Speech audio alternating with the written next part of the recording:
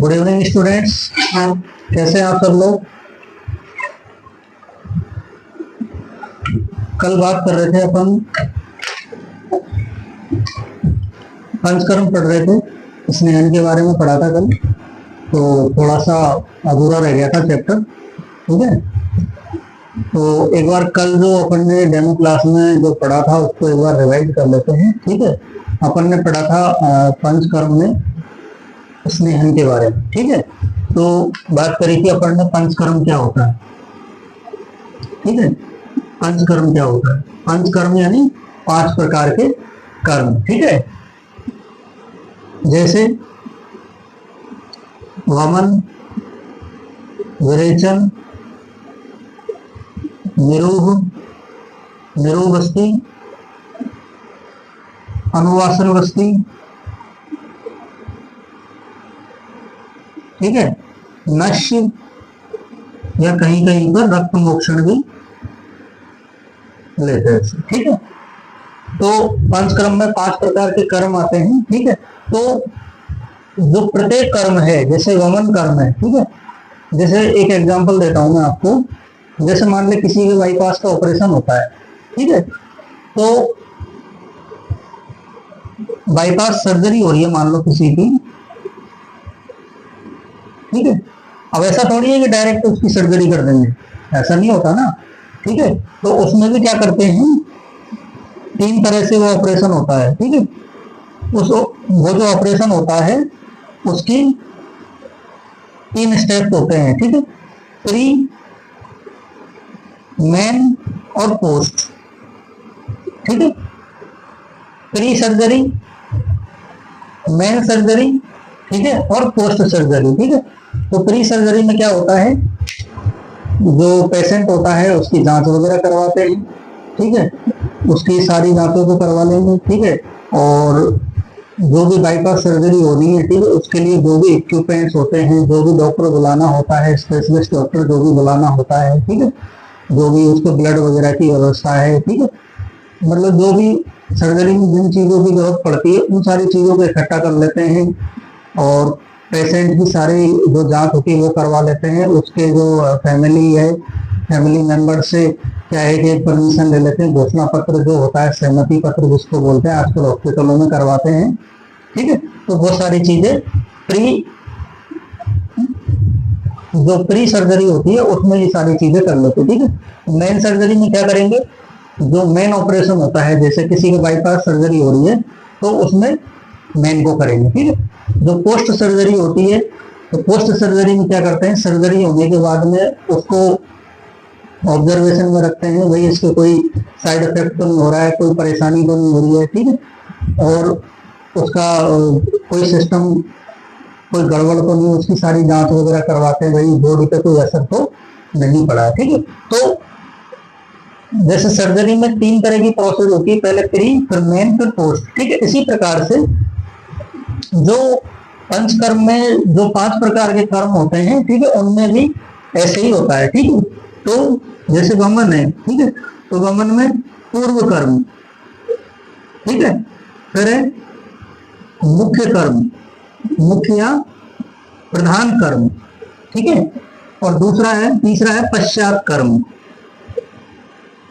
ठीक है, तीसरा क्या है, पश्चात कर्म। ठीक है, ऐसे ही विरेचन में भी ये 3 कर्म होंगे, निरूवस्थी में भी 3 कर्म होंगे, अनुवासन अवस्थी में भी 3 कर्म होंगे, नश्य रक्त मोक्षण में भी ये 3 कर्म होंगे। ठीक है, तो पूर्व कर्म में क्या करेंगे, वमन जो पंचकर्म है वो करवाने के लिए, मतलब वमन की जो क्या बोलते हैं, जो प्रोसेस है उसको करवाने के लिए उससे पहले जो भी, जैसे हॉस्पिटल में व्यक्ति को तैयार करते हैं, उसकी प्रकृति वगैरह देखते हैं, उसका बल देखते हैं, उसकी पाचन शक्ति देखते हैं, उसके वाइटल्स को चेक करते हैं, उसका बीपी है, रेस्पिरेटरी रेट्स है, ठीक है, शुगर वगैरह है। ठीक है, इन सारी चीजों को चेक करते रहेंगे। ठीक है, हर 4-4 घंटे के अंतराल में। ठीक है, और जो भी वमन करवाने के लिए जो भी इक्विपमेंट्स की आवश्यकता होती है, ठीक है, वो सारी चीजों को इकट्ठा कर लेंगे। ठीक है, सहमति पत्र वगैरह ये सारे ले लेंगे। फिर जो प्रधान कर्म होता है, मुख्य कर्म जो होता है उसमें वमन करवाएंगे। ठीक है, और पश्चात कर्म जो होता है ठीक है।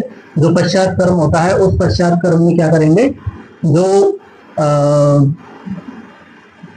जो वो होते हैं ना, क्या बोलते हैं उसको, संसर्जन कर्म, ठीक है। संसर्जन, क्योंकि क्या होता है, जो भी पंचकर्म की विधि होती है उसमें क्या होता है, व्यक्ति की जो पाचन शक्ति है वो कम हो जाती है, ठीक है। तो इसमें होता है एक तो होता है संसर्जन कर्म, ठीक है। उसमें यवागो विलेपी वगैरह, ठीक है ना, ओदन वगैरह ये खाने को उसको देते हैं, ठीक है, हल्का खाना देते हैं मतलब, ठीक है। उसके बाद में रसायन वगैरह देते हैं, ठीक है। तो उससे क्या है, व्यक्ति का बल बढ़ता है, ठीक है। फिर तीसरे नंबर पे संसमन चिकित्सा होगी उसकी, ठीक है। अगर फिर भी अगर कुछ रह जाता है तो संसमन चिकित्सा करी जाती है, ठीक है। ये हो गया पश्चात कर्म में, ठीक है। पूर्व कर्म में क्या क्या करते हैं, पूर्व कर्म में करते, कल मैंने बताया था, पाचन, स्नेहन, ठीक है, और स्वेदन, ठीक है, ये सारी चीजें होती है, ठीक है। और मुख्य कर्म में तो ये है ही, ठीक है। तो जैसे विरेचन करवाना है तो विरेचन करवाने से पहले क्या करवाएंगे, पाचन भी करवाएंगे, स्नेहन भी करवाएंगे, स्वेदन भी करवाएंगे। फिर पश्चात क्रम में ये तीनों, जैसे ही ऐसी निरोगस्ती है तो निरोगस्ती के पूर्व क्रम में पाचन, स्नेहन, ठीक है। पाचन किसी किसी में करवाते अगर आम है तो, ठीक है, नहीं तो स्नेहन और स्वेदन कराएंगे, ठीक है। ऐसे अनुवादन वस्तु, ऐसे ही रक्त है, रक्त मोक्षण, और ऐसे ही नश्य है, ठीक है। तो ये होता है अपने जो पंचकर्म है उसमें इस प्रकार से कार्य किया जाता है, ठीक है।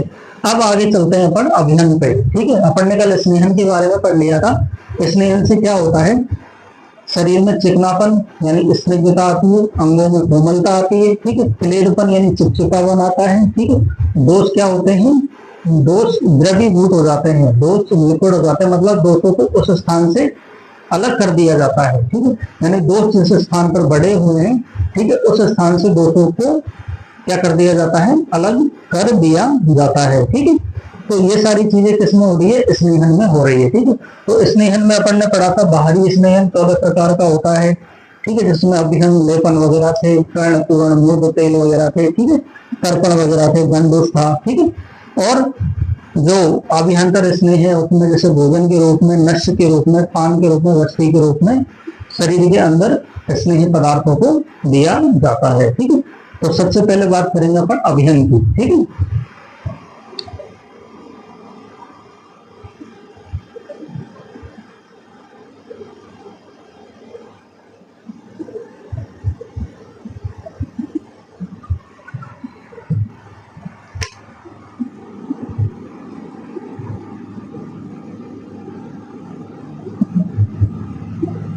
तो बात कर रहे हैं अपन अभिहन के बारे में, ठीक है। पेज नंबर है 7, चैप्टर नंबर 2, ठीक है, अभिहन। तो लिखा है इसमें, अभिहन का अर्थ होता है शरीर पर तेल आदि लगाना। तेल क्या है, स्नेह है, ठीक है। स्नेह कितना होता है, 4 प्रकार का होता है, घृत, तेल, वसा और मज्जा, ठीक है। ये 4 प्रकार का स्नेह होता है। तो स्नेह को यानी तेल आदि को शरीर पर लगाना, या सिंपल भाषा में माने अपन तो मालिश करना क्या होता है, अभिहन कहलाता है, ठीक है। लिखा है अभिहन शब्द की निष्पत्ति किस तरह से होती है कि अंग धातु में अभि उपसर्ग लगाने से, ठीक है। अभिहन शब्द किससे बन रहा है, जो अभिहन शब्द है वो किससे बनता है, अंग धातु है, ठीक है। अंग धातु में क्या लगाया है, अभि उपसर्ग लगाया है, ठीक है। अंग धातु में अभी उपसर्ग लगाया है, ठीक है। अंग धातु में अभी उपसर्ग लगाने से क्या बनता है, अभिहन बनता है। और इसका अर्थ क्या होता है, गति करना होता है, ठीक है। अच्छा, आगे लिखा है तेल, वसा, मज्जा आदि स्नेह को शरीर पर रगड़कर, ठीक है, अपन रगड़ते हैं ना हाथ से उन स्नेह को, स्नेह मतलब तेल, वसा, मज्जा, अपन जो भी उसको लगा रहे हैं, स्नेह को अच्छी तरह से शोषणार्थ गतियां कैसे होती है सर, शोषणार्थ गतियों का मतलब होता है, ठीक है, इस तरह से मलना ताकि, शोषण का मतलब होता है अवशोषण, ठीक है। यहाँ पे शोषणार्थ शब्द लिखा हुआ है,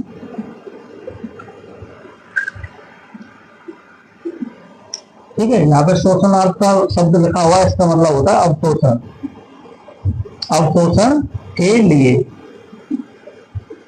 इसका अर्थ होता है अवशोषण के लिए। ठीक है, तो अभियंग में इस तरह से गति, मतलब अभियंग इसलिए इस तरह से करवाया जाता है। इस तरह से गतियां, कौन सी गति होती है? अनुलोम गति होती है। कौन सी गति होती है? अनुलोम गति में, यानी जिस दिशा में बाल अपने झुकते हैं, ठीक है, उस दिशा में ही क्या कराती है? अभियंग करवाया जाता है। अब अगले पेज में आ जाओ। ठीक है, लिखा है अभियंग स्वस्थ में, यानी अभियंग जो होता है स्वस्थ व्यक्ति में स्वास्थ्य के रक्षण के लिए प्रतिदिन प्रशस्त है। इसका कहने का अर्थ यह है कि जो अभियंग है ना, अभियंग स्वस्थ व्यक्तियों में उनके स्वास्थ्य की रक्षा के लिए प्रतिदिन करना चाहिए। ये लिखा है इसका मतलब। ठीक है, मैं फिर से बता देता हूं। जो अभियंग विधि है, ये अभियंग विधि स्वस्थ व्यक्तियों में स्वास्थ्य की रक्षा के लिए, स्वास्थ्य रक्षणार्थ का मतलब होता है स्वास्थ्य की रक्षा के लिए प्रतिदिन प्रशस्त है, यानी प्रतिदिन करना चाहिए। वृद्ध भागवत में ऋतु के अनुसार, ऋतु के अनुकूल वातघन, वातघन यानी वात को कम करने वाली और सुगंध तेलों से नित्य अभंग करने के लिए कहा है। ठीक है, आचार्य वृद्ध भागवत ने क्या कहा है कि ऋतु के अनुसार वातगन यानी वात को कम करने वाली, यानी वात दोष को घटाने वाले और सुगंधित तेलों से नित्य यानी रोज अभियंग करने के लिए कहा गया है। आगे लिखा है मालिश का, अभियंग का अर्थ होता है मालिश से। ठीक है, शरीर पर स्नेह का लगाना, ठीक है, शरीर पर स्नेह का लगाना या अन्य किसी स्नेह द्रव्य द्वारा शरीर पर अनुलोम गति से मालिश करना अभियंग कहलाता है। ठीक है, नॉर्मली क्या होता है,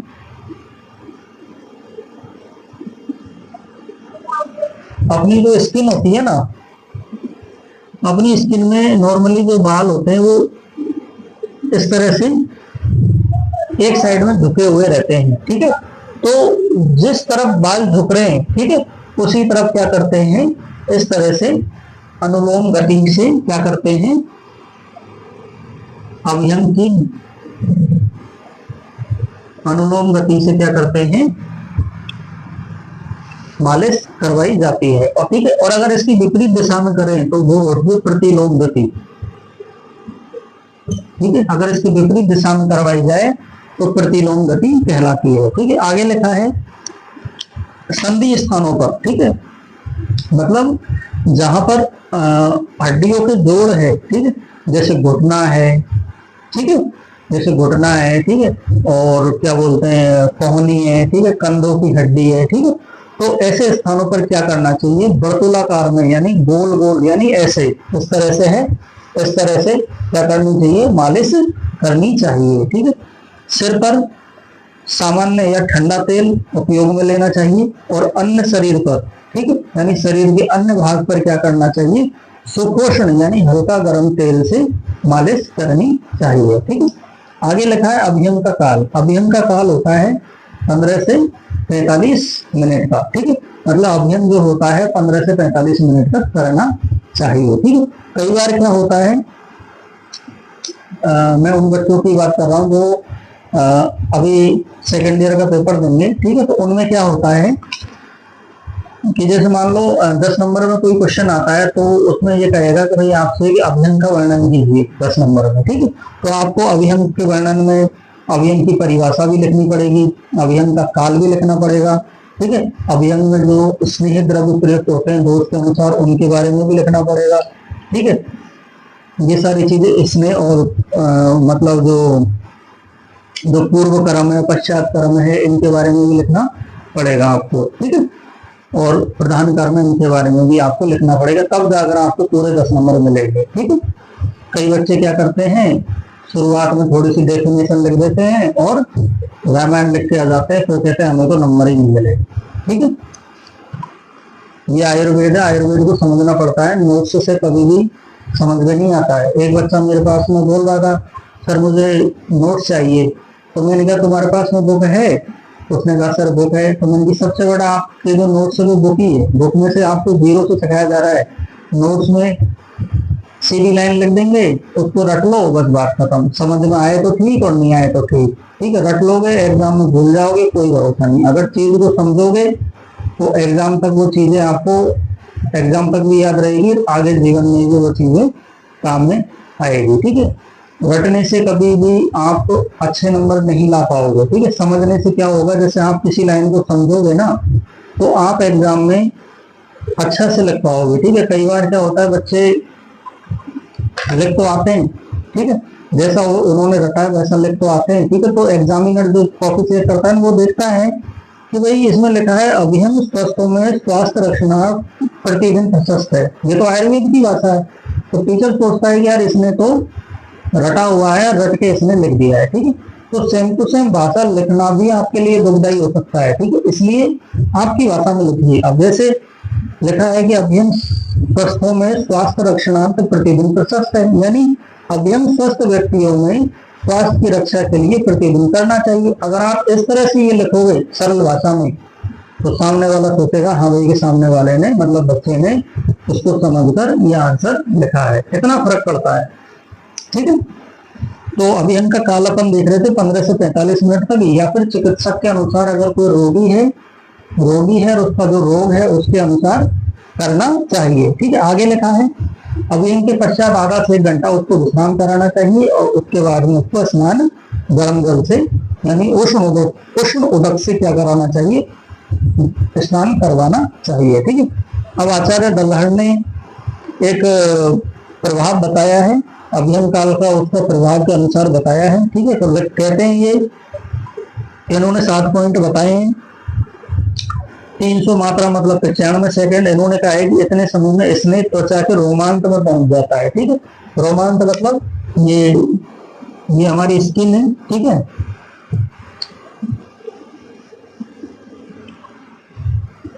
ये हमारी त्वचा है। ठीक है, और ये त्वचा में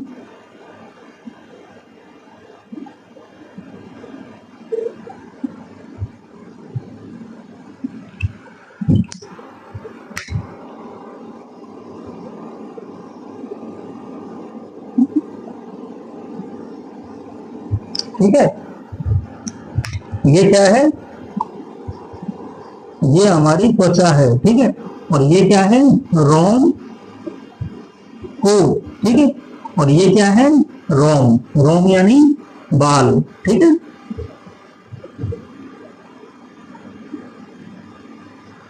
रोम होते हैं बाल। ठीक है, तो हमारी जो त्वचा है, हमारी त्वचा में रोमकूप होते हैं, यानी रोम के क्या होते हैं, कुएं होते हैं। उन कुएं में एक एक बाल लगा रहता है। ठीक है, तो आचार्य डल्लन क्या कहते हैं, आचार्य डल्लन कहते हैं कि इतने समय में स्नेह त्वचा के रोमांच में पहुंचता है। किसमें पहुंचता है, रोमकूप में पहुंचता है, यानी रोम के अंत में पहुंचता है। रोमांच का मतलब क्या होता है, रोम के अंत में, और रोम का अंत कहाँ होगा, रोमकूप में होगा। ठीक है, आगे लिखते हैं सेकंड पॉइंट में लगभग 136 सेकंड में यानी 400 मात्रा में कहाँ पहुंच जाएगा, स्नेह त्वचा में पहुंच जाएगा। ठीक है, फिर 158 सेकंड यानी 500 मात्रा में रक्त में पहुंच जाएगा स्नेह। ठीक है, 600 काल में यानी 190 सेकंड में मांस धातु में स्नेह पहुंच जाएगा। ठीक है, और 222 सेकंड यानी 700 मात्रा में मेद में क्या पहुंच जाएगा, स्नेह पहुंच जाएगा। ठीक है, मतलब अपन ने मालिश करिए उसके इतनी देर बाद वो पहुंच जाएगा। 800 मात्रा यानी 253 सेकंड में वो स्नेह जो है जिससे हमने मालिश करी है वो अस्थियों तक पहुंच जाएगा, और 900 मात्रा यानी 285 सेकंड में वो कहाँ पहुंच जाएगा, अस्थियों में जो मज्जा होती है उसमें पहुंच जाएगा। ठीक है, अब मैं थोड़ा सा समझा देता हूं। जैसे ये हमारी त्वचा है,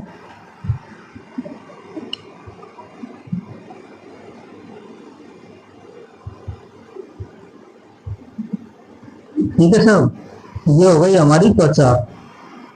ठीक है, अब त्वचा के नीचे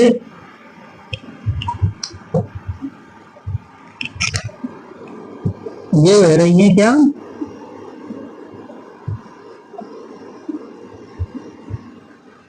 धमनियां, सिराएं। ठीक है,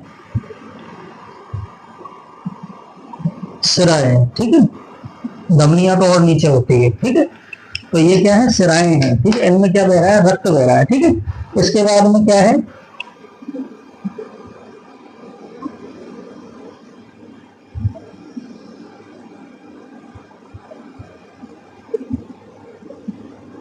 ये स्तर किसका आ गया, ये स्तर आ गया मास का,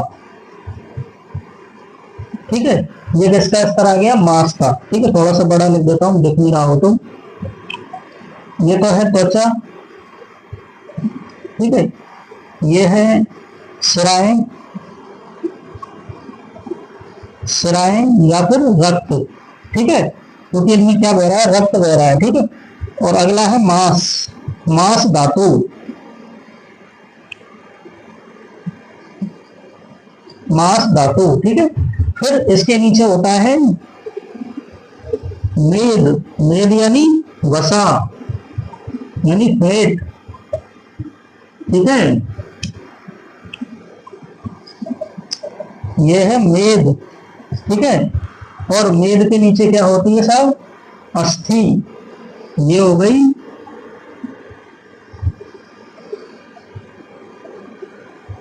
अस्थि। और अस्थि कैसी होती है, कैसी होती है अस्थि, ये अस्थि है,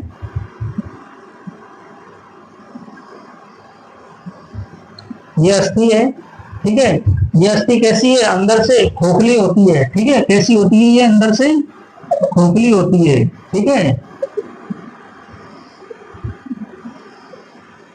ये अंदर से कैसी होती है, ये अंदर से होती है खोखली, ठीक है। तो इसके अंदर क्या भरा रहता है, मज्जा भरा रहता है, क्या भरा रहता है, मज्जा भरा रहता है, ठीक है। जिसे क्या बोलते हैं, अस्थि मज्जा बोलते हैं, ठीक है। तो क्या भरा है इसके अंदर, ये भरा है मज्जा या अस्थि मज्जा,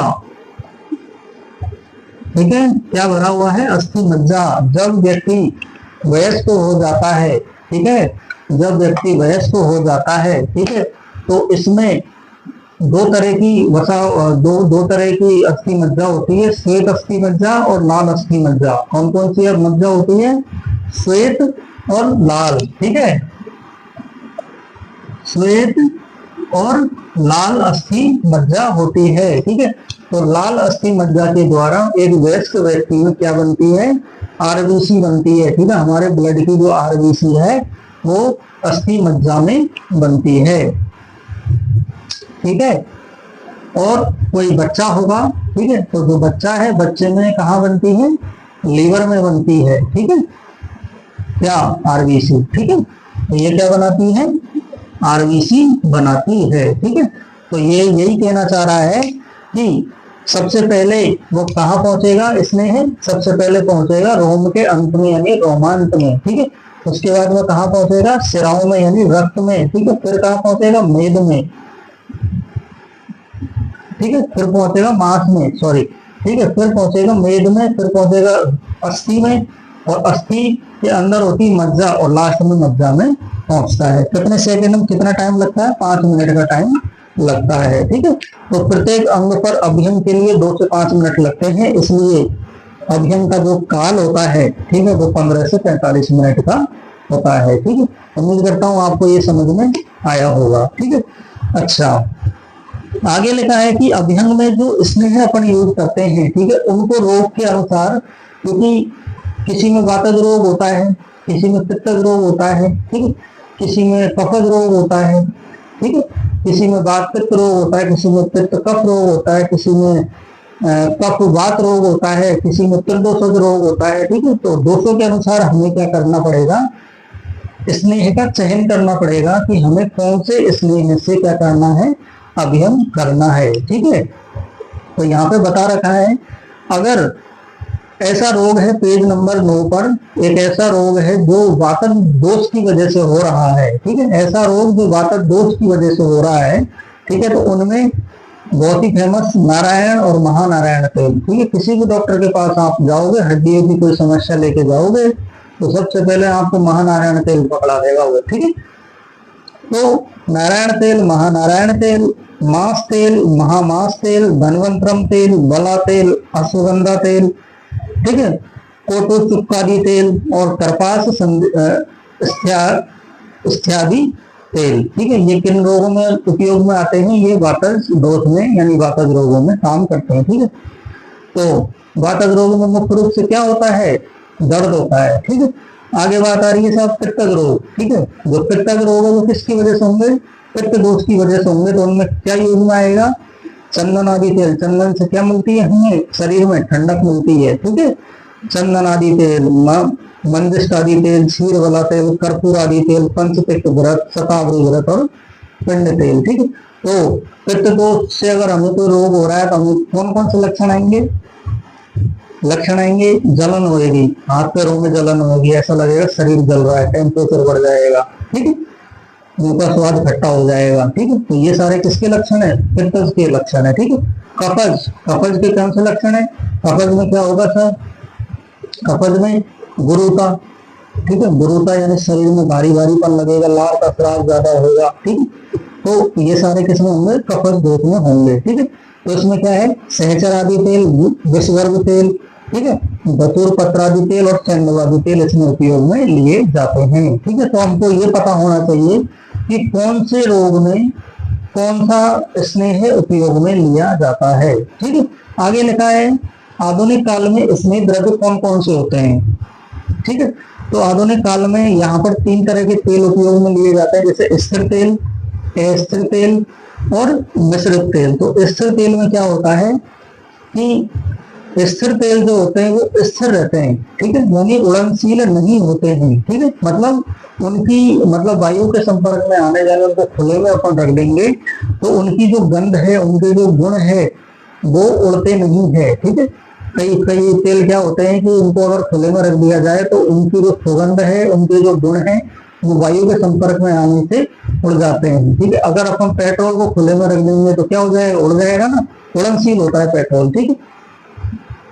तो जो फिक्स ऑयल होते हैं, जो स्थिर ऑयल होते हैं वो उड़नशील नहीं होते हैं और अपने गंध और गुण के युक्त रहते हैं, अपनी स्थिति को बनाए रखते हैं। तो वो कौन कौन से होते हैं, मूंगफली का तेल, बादाम का तेल, जैतून का तेल, एरंड का तेल और तिल का तेल, ठीक है। अगला है अस्थिर तेल। अस्थिर तेल ऐसे तेल होते हैं जो वायु के संपर्क में आने से उड़ जाते हैं, ठीक है, यानी उनके जो गंध है, जो उनका गुण है वो कम हो जाता है, ठीक है। उसमें कौन कौन से तेल आते हैं, शतपुष्प का तेल, लवंग तेल, दालचीनी का तेल, यूकेलिप्टस का तेल, ठीक है, पेपरमिंट का आदि का तेल यूज आता है, ठीक है। मिश्रित तेल में दोनों प्रकार के तेलों का मिश्रण किया जाता है, ठीक है। अच्छा, अब बात आती है कि स्नेह जो द्रव्य होते हैं उनके गुण क्या होते हैं, ठीक है। जो घृत तेल वसा मज्जा जो होता है, ठीक है, उनके गुण क्या होते हैं।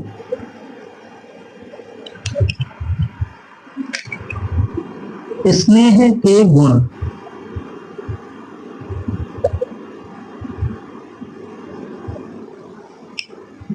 स्नेह के गुण क्या होते हैं, ठीक है। तो देखो साहब, घृत तेल वसा और मज्जा, ये क्या होते हैं, 4 प्रकार के स्नेह होते हैं, ठीक है। तो इनमें पंच महाभूत के कौन कौन से गुण रहेंगे, एक तो होता है जल महाभूत होता है इसमें, ठीक है, और एक होता है इसमें पृथ्वी महाभूत,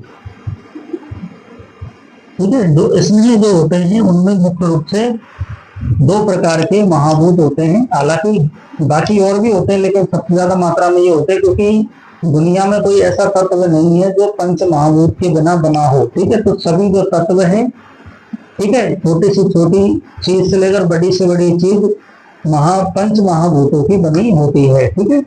इसलिए ये जो 2 लिखे ये मत समझना कि जल और पृथ्वी से ही बना है, बाकी तो है ही नहीं, ठीक है, बाकी भी है लेकिन कम मात्रा में होते हैं, ठीक है, मतलब उनका योगदान कम होता है, ठीक है। तो जो मुख्य होते हैं जल और पृथ्वी महाभूत की वजह से इसमें बनाए वो बनते हैं, ठीक है।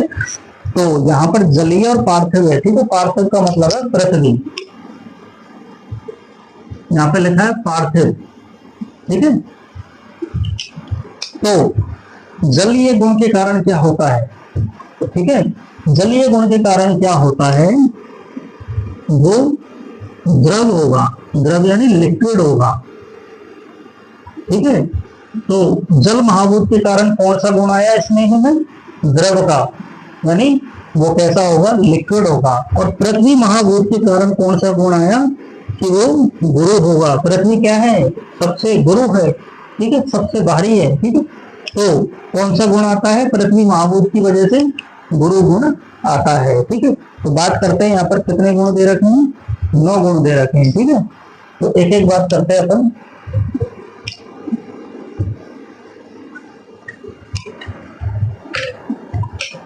एक तो दे रखा है द्रव,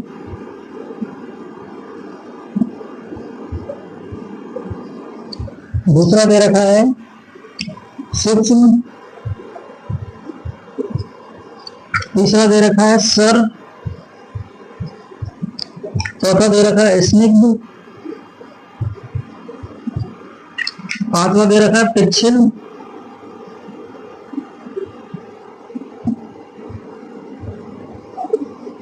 छठवा है गुरु, सातवां है शीत, आठवां है मंद और 9वां है मृदु, ठीक है। ये क्या होते हैं? स्नेह के गुण होते हैं, ठीक है। कंपटीशन एग्जाम में डायरेक्ट आता है क्वेश्चन, ठीक है। निम्न में से कौन सा स्नेह का गुण नहीं है, ठीक है। तो हाँ, मुझे कंपटीशन से ध्यान आया, कई बच्चों से मेरी बात हुई थी, तो बच्चों के दिमाग में एक बात आ रही है कि हम तभी पढ़ाई करेंगे जब हमारा एग्जाम का नोटिफिकेशन आ जाएगा, ठीक है। मैंने बच्चों से बात सुनी है कि हम एग्जाम की तैयारी तभी करेंगे जब नोटिफिकेशन आ जाएगा, ठीक है। तो आप बताइए, नोटिफिकेशन आने के, जैसे नोटिफिकेशन आता है तो नोटिफिकेशन आने के कितने दिनों के बाद में लगभग एग्जाम हो जाती है? आपको कितना टाइम मिलता है? ठीक है, 3 से 4 महीने मैक्सिमम मिलते हैं। अभी जो आपका NHM का पेपर हुआ है, ठीक है, अभी हाल ही में आपका NHM का पेपर हुआ है, शायद फरवरी में इसका नोटिफिकेशन आया था और मार्च में फॉर्म भरना शुरू हो गया, फिर 11 मार्च को आपकी एग्जाम हो गई थी, ठीक है। तो आपको लगभग 4 महीने मिले हैं, ठीक है। तो इतना लंबा चौड़ा जो सिलेबस है, आप 4 महीनों में कैसे कंप्लीट कर लेंगे? जब मैंने पीजी की तैयारी करी थी तो हमारे चरक संहिता, सुश्रुत संहिता, माधव निदान, ठीक है, अष्टांग संग्रह, अष्टांग हृदय, काश्यप संहिता, भेल संहिता, इतनी सारी चीजें हमें पढ़नी पड़ती है। मॉडर्न अलग से पढ़ना पड़ता है, ठीक है। जो हमारी जो 5.5 साल की जो कोर्स की जो बुकें होती है वो अलग पढ़नी पड़ती है, ठीक है। तो इतना लंबा चौड़ा कोर्स पढ़ने के लिए हमें 2 साल चाहिए, कम से कम 2 साल। 2 साल में जाकर हमारा कोर्स पूरा हो पाता है, ठीक है। आपकी ये 12 किताबें हैं, ठीक है। तो 12 किताबों को आप लोग 4 महीनों में कितनी बार रिपीट कर लोगे? चलो 4 महीने में एक, कोई ज्यादा मेहनत करेगा तो 4 महीनों में एक बार तो हो जाएगी, ठीक है। लेकिन जब तक आप रिवाइज नहीं करोगे, आप एक चीज को एक बार ही तो पढ़ पाओगे, पर एग्जाम में आपको वो कितनी बार याद आएगी, ठीक है। आप एक चीज को 4 बार पढ़ोगे तो एग्जाम में कम से कम 2 बार तो आपको याद आएगी। तो आप लोग तो वही बात कर रहे हो कि युद्ध शुरू हो जाएगा तब तैयारी करेंगे। भाई युद्ध तो शुरू है, ठीक है। राजस्थान में लगभग 10,000 के आसपास ऐसे बच्चे हैं जो कंपटीशन की तैयारी कर रहे हैं, ठीक है। तो 90% बच्चों की यही सोच है कि हम तो नोटिफिकेशन आएगा तभी हम तैयारी करेंगे, अन्यथा हम तो अभी बैठे रहेंगे, ठीक है। तो अगर आप अभी बैठे रहोगे और जो कुछ समझदार बच्चे हैं वो बच्चे तैयारी शुरू कर देंगे, ठीक है, तो आप लोग तो पीछे रह जाओगे, क्योंकि वो तो पढ़ेंगे 4 बार उस सिलेबस को और आप पढ़ोगे 1 बार। तो कौन आगे हुआ, 4 बार पढ़ने वाला कि 1 बार पढ़ने वाला, ठीक है। तो ये तो बुक है, इसमें कई सारी, जितनी बार पढ़ोगे उतनी बार छोटी छोटी चीजें आपको मिलेगी, ठीक है। और बुक से नहीं पढ़ोगे, डायरेक्ट नोट से पढ़ोगे, ठीक है। डायरेक्ट नोट से पढ़ोगे तो कुछ समझ में आएगा और कुछ समझ में नहीं आएगा, क्योंकि मैंने तो प्रैक्टिकली ये चीज फेस करी है, ठीक है। मैंने प्रैक्टिकल इसलिए फेस करी है क्योंकि अभी जो एग्जाम हुआ था जिसमें मैंने 4 महीने जिन बच्चों को पढ़ाया था उन बच्चों को मैंने बुक से ही पढ़ाया है, ठीक है। और उनमें से कुछ ऐसे बच्चे भी थे जिन्होंने दूसरी कोचिंग ली थी, ठीक है, तो वहां पर उनको बुक से नहीं पढ़ाया गया था, ठीक है। तो आप खुद इस चीज को एनालिसिस कर लीजिए कि आपका जो NHM के पेपर में जो 90 क्वेश्चन आयुर्वेद के आए हैं वो बुक से नहीं आए तो कहाँ से आए हैं, ठीक है। आपका सिलेबस बुक ही तो है, ठीक है। आपके जो भी नोट्स है वो बुक ही तो है, बुक में आपको जीरो से सारी चीजें मिल रही है, ठीक है। अब आपको डायरेक्ट मान लो डायरेक्ट गुण के बारे में लिख दिया, भाई ये 9 प्रकार के गुण होते हैं, उनको रट लो। अब आपको पता ही नहीं है कैसे रटना है, क्योंकि ये गुण आपको स्नेह के भी मिल जाएंगे, ठीक है, ये गुण आपको आगे भी तो किसी और में मिल जाएंगे, ठीक है। तो इस तरह के गुण वात के भी मिल जाएंगे, आपको पित्त के भी मिल जाएंगे, कफ के भी मिल जाएंगे, ओज के भी मिल जाएंगे, ठीक है। तो हर तरह में हर चीज में गुण ही गुण मिल जाएंगे आपको। कौन कौन से गुण आप याद रखोगे, आपको कैसे समझ में आएगा? तो ये लोग ये चीज तो आपको डिसाइड करनी पड़ेगी कि आपको पढ़ना कैसे है, ठीक है। रटंत विद्या कभी भी इंसान को सक्सेस नहीं दिलाती। रटंत विद्या से ये है कि आप कोर्स जल्दी जल्दी कंप्लीट कर लोगे।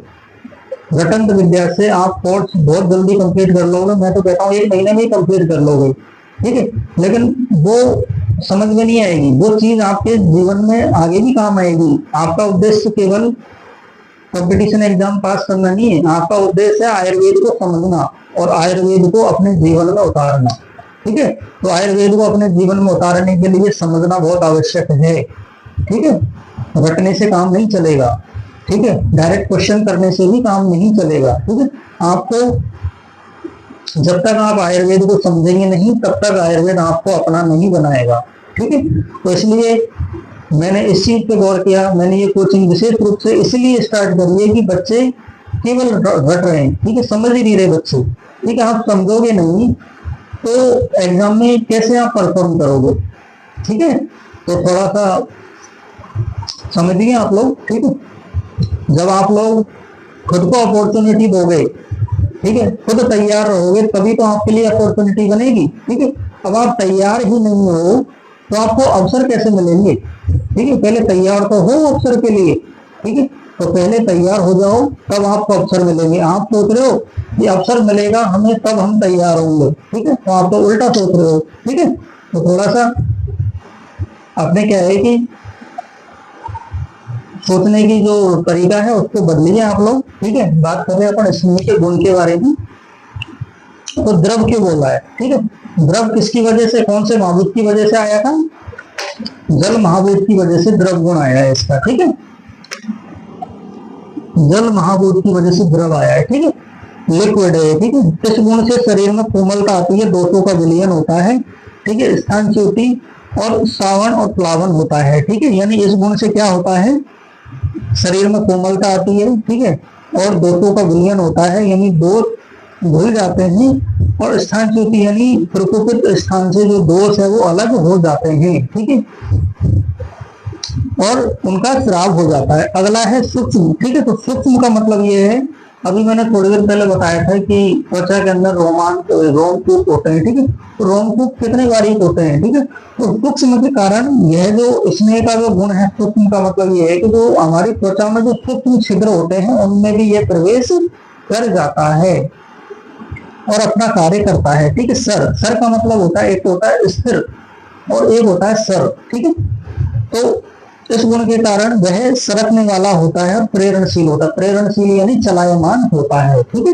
क्योंकि आप अगर लिक्विड को डाल दोगे तो एक जगह थोड़ी गिरेगा, जैसे गिर तो जाएगा, गिर जाएगा फिर बहने लगेगा ना, यानी सर गुण है उसका, ठीक है। ऐसे ही स्निग्ध, स्निग्ध के कारण क्या होता है, हमें क्या मिलता है, बल मिलता है, हवा और वर्ण का प्रसादन होता है, यानी वर्ण में कांति आती है, मतलब त्वचा में कांति आती है, ठीक है। अगला है, अगले पेज पे पिच्छल। पिच्छल गुण के क्या कारण क्या होता है, आयुष्य, यानी आयु बढ़ती है, ठीक है, और कफवर्धक होता है, यानी कफ को बढ़ाता है और लेपन कारक होता है, ठीक है। गुरु, गुरु के कारण, गुरु किसकी वजह से आया, पृथ्वी महाभूत की वजह से गुरु गुण आया है, ठीक है। तो गुरु की वजह से क्या होता है, वात का नाश होता है, ठीक है। क्योंकि वात क्या होती है, वात का गुण क्या है, लघु होती है वात, ठीक है। जो वात दोष होता है वो कैसा होता है, लघु होता है, ठीक है। तो अगर यहाँ पर अपन गुरु स्नेह का प्रयोग करेंगे तो वात अपने आप ही कम हो जाएगी, ठीक है, यानी वात का नाश हो जाएगा, ठीक है। तो कफ कर है, कफ कर यानी कफ वर्धक है। कफ कर का मतलब क्या होता है, कफ वर्धक है, ठीक है, यानी कफ को बढ़ाने वाली है। देह वृद्धि करे यानी देह की वृद्धि करती है, ठीक है। आगे है शीत। शीत का मतलब होता है ये आनंद देने वाला होता है, उत्साहवर्धक होता है, मूर्छा हरण होता है, मूर्छा यानी बेहोशी को दूर करने वाला होता है, दाह शामक होता है, ठीक है। दाह शामक यानी पित्त का नाश करने वाला होता है, ठीक है। पित्त की वजह से हमें जलन होती है, दाह होती है, ठीक है। अगला है मंद, ठीक है। मंद गुण के कारण ये धीरे धीरे क्या करता है, ये हमारी स्किन में प्रवेश करता है, धीरे धीरे हमारे त्वचा में प्रवेश करता है और क्या करता है, रोगों का शमन कार्य करता है, ठीक है। रोगों को शांत करने का कार्य करता है धीरे धीरे, ठीक है। मृदु गुण, मृदु गुण के कारण क्या होता है, जो शरीर के जो अवयव होते हैं यानी शरीर के जो अंग होते हैं, जैसे हाथ पैर वगैरह जो होते हैं, फिर ज्वाइंट वगैरह जो होते हैं, उनको क्या करता है, ये कोमल बनाता है, ठीक है। तो ये हो गए इसके गुण, ठीक है। अच्छा, अब अभियंग के गुण, ठीक है। अब अभियंग के कौन से गुण, जराहर, इससे क्या है, वृद्धावस्था देर से आती है, ठीक है। जर यानी वृद्धावस्था, ठीक है। तो जर को हरने वाला यानी वृद्धावस्था को हरने, यानी इसको जैसे लगातार डेली अपन मालिश करते रहेंगे तो हमारी जो आयु है वो बढ़ती है, ठीक है। श्रम हर, श्रम थकान को दूर करता है और अच्छी नींद लाने वाला होता है। वात है, वात का नाश सामक, वात को नाश करता है, ठीक है। वात दोष को नाश करता है। दृष्टि प्रसाद कर है, ठीक है, यानी नेत्र ज्योति को बढ़ाता है। दृष्टि यानी आंखों की ज्योति को बढ़ाता है। पुष्टिकर, शरीर को पुष्ट बनाता है। आयुष्यकर यानी आयु को बढ़ाता है। धातुओं को पोषित करके, कौन कौन सी धातु होती है, 7 प्रकार की धातु होती है, रस, रक्त, मांस, मेद, अस्थि, मज्जा, शुक्र, ठीक है। स्वप्न कर, अच्छी नींद आती है, यानी अच्छे सपने आते हैं। कलेश सहित यानी शरीर को इतना मजबूत बना देता है कि कलेश को अपन सहन कर, कलेश का मतलब क्या होता है, यहाँ पे वो नहीं दिमाग वाला कलेश नहीं, यानी मतलब दर्द को सहन करने वाला, ठीक है, जिससे अनेक कष्टों को सहन करने की शक्ति आ जाती है, ठीक है। अभिघात सहित यानी अभिघात यानी चोट वगैरह को सहन करने पर भी तकलीफ नहीं होती है, ठीक है। तो चोट को सहन करने वाला शरीर बन जाता है। जो गांव का जो किसान आदमी होता है उनका शरीर कितना मजबूत होता है, वो उनके छोटी मोटी चोट लग जाती है तो उनको फर्क ही नहीं पड़ता। और सिटी के व्यक्ति की अगर कोई छोटी सी भी चोट लग जाएगी तो डायरेक्ट हॉस्पिटल भागता है, ठीक है। तो सहन करने की क्षमता को पैदा करता है कौन, अभियंग, ठीक है। फिर कफ वात का सामक यानी कफ और वात को क्या करता है, ये समन करता है, ठीक है। और मृजा वर्ण बल प्रद यानी अभियंग से क्या होता है, बल बढ़ता है, शरीर का बल बढ़ता है और त्वचा में क्या आता है, निखार आता है, ठीक है। अच्छा, आगे दे रखा है कि अभियंग के अयोग्य कौन से रोगी होते हैं, ठीक है। तो अभियंग के अयोग कौन होते हैं, जैसे कफ प्रदान, ठीक है, क्योंकि ये कफ को बढ़ाता है ना। अगर अपन कफ प्रदान रोगी की ही चिकित्सा करेंगे इससे तो कफ और ज्यादा बढ़ जाएगा। आमज व्याधि, ठीक है, यानी जिसके शरीर में आम है, ठीक है, मैंने शुरू में बताया था जो पाचन विधि के द्वारा आम को पचा दिया जाता है। अगर कोई व्यक्ति आमज रोग से पीड़ित है यानी उसके शरीर में अगर आम है और स्नेहन करेंगे तो आम और ज्यादा बढ़ जाएगा, इसलिए आमज व्याधि में भी क्या नहीं करना चाहिए, स्नेहन नहीं करना चाहिए। दोष की साम अवस्था यानी आम दोष से पीड़ित है, वही बात है आमज व्याधि, ठीक है। साम अवस्था यानी से आम, ठीक है, यानी साम अवस्था, ठीक है। अजीर्ण यानी कोई भूखा व्यक्ति है, ठीक है। वमित पुरुष यानी जिसने अभी अभी वमन किया है। विरेचित यानी जिसका अभी अभी विरेचन हुआ है। निरुद्ध, निरुद्ध का मतलब होता है अविवाहित, अविवाहित व्यक्ति भी अभियंग के अयोग्य है, ठीक है। तरुणी ज्वर, जिससे अभी नया नया ज्वर आया है, यानी अभी नया नया बुखार आया है, वो भी अभियंग के अयोग्य होता है, ठीक है। और संतर्पण से उत्पन्न जो रोग होता है उनमें भी क्या होता है, यानी संतर्पण का मतलब क्या होता है, एक होता है अवतर्पण, अवतर्पण और दूसरा होता है संतर्पण, ठीक है। तो संतर्पण से क्या होता है, शरीर का वजन बढ़ता है, ठीक है, तो स्थूलता आती है शरीर के अंदर, ठीक है। तो संतर्पण से जो रोग उत्पन्न होते हैं उनमें अभियंग नहीं करना चाहिए। तो कफ प्रदान रोग में, आमज व्याधि में, अजीर्ण में, वमित पुरुष में, विरेचित पुरुष में, निरुद्ध यानी अविवाहित में, तरुण ज्वर में और संतर्पण से जो रोग उत्पन्न हो रहे हैं, ठीक है, उनमें अभियंग नहीं करना चाहिए, ठीक है।